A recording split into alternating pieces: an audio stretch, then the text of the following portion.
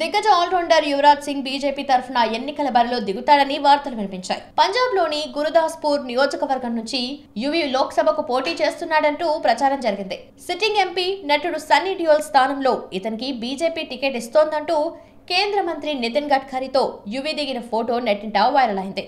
అయితే తన రాజకీయ రంగ ప్రవేశం గురించి వస్తున్న వార్తలపై యువరాజ్ సింగ్ స్పందించాడు. ప్రజలకు సేవ చేయాలంటే రాజకీయాలు ఒక్కటే మార్గం కాదని, తన ఫౌండేషన్ ద్వారా వీలైనన్ని సేవా కార్యక్రమాలు చేపడతానని యువి పేర్కొన్నాడు. తాను ఎన్నికల్లో పోటీ చేయటం లేదని ఈ సందర్భంగా స్పష్టం చేశాడు. ఇవన్నీ వట్టి పుకార్లేనని, మీడియాలో వస్తున్న వార్తలు అవాస్తవమంటూ ట్విట్టర్ వేదికగా వివరణిచ్చాడు. తాను గురుదాస్పూర్ నుంచి ఎన్నికల్లో పోటీ చేయటం లేదు. కష్టాల్లో ఉన్న వారికి చేతనైనంత సాయం చేయటం, వారికి మద్దతుగా నిలవటం నాకు ఇష్టం. ఇందుకోసం నా ఫౌండేషన్ ద్వారా సేవా కార్యక్రమాలు నిర్వర్తిస్తున్నానని చెప్పాడు. ఈ ప్రయాణాన్ని ఇలాగే కొనసాగిస్తానని, గొప్ప మార్పు తెచ్చేందుకు నా వంతు ప్రయత్నంలో మీరు భాగం కండి అని యువి తన అభిమానులకు పిలుపునిచ్చారు.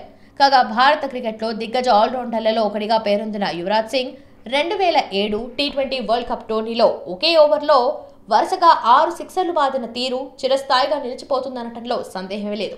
అదేవిధంగా టీమిండియా 2011లో వన్డే ప్రపంచ కప్ గెలవటంలోనూ యువీది కీలక పాత్ర.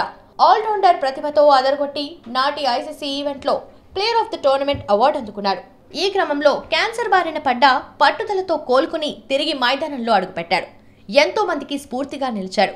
ఇక 2019లో క్రికెట్కు వీడ్కోలు పలికిన యువి ప్రస్తుతం తన ఫౌండేషన్ కార్యక్రమాలతో బిజీగా ఉన్నాడు. భార్య హ్యాజిల్ కీచ్, కుమారుడు ఓరియాన్, కుమార్తె ఆరాతో కలిసి సమయం గడుపుతున్నాడు.